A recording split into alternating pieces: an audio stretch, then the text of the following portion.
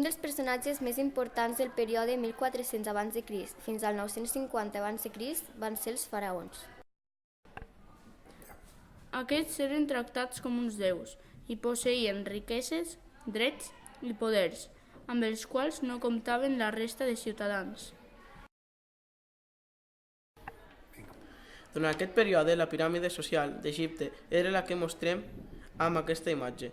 A dalt de tot hi havia el faraó, que era el que manava. Després estaven els nobles, els soldats, els escribes, els comerciants, els artesans i, per últim, els esclaus.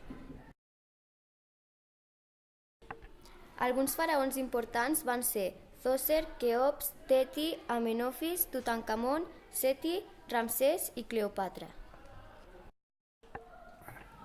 Pel que fa a l'alimentació, els banquets dels faraons hi havia molta carn, verdura i llenties. La carn de corder i la carn d'ovella estava exclosa. Un altre aspecte a destacar és la vestimenta que utilitzaven els faraons, que com podem observar era personalitzada i original. Una mostra dels padres dels faraons eren les seves joies, ajustes a les serveis per ells, ja que eren peces molt valioses. A més, enterraven els faraons amb les joies perquè creien en la vida després de la mort. La religió dels egipcis era politeista, és a dir, creien en més d'un déu.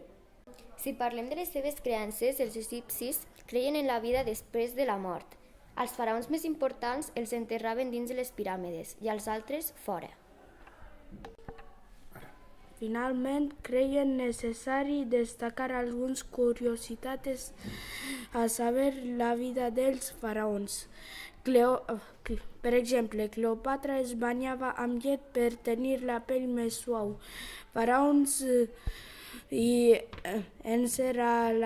les construccions dins de les piràmides de Queops hi ha una sala secreta.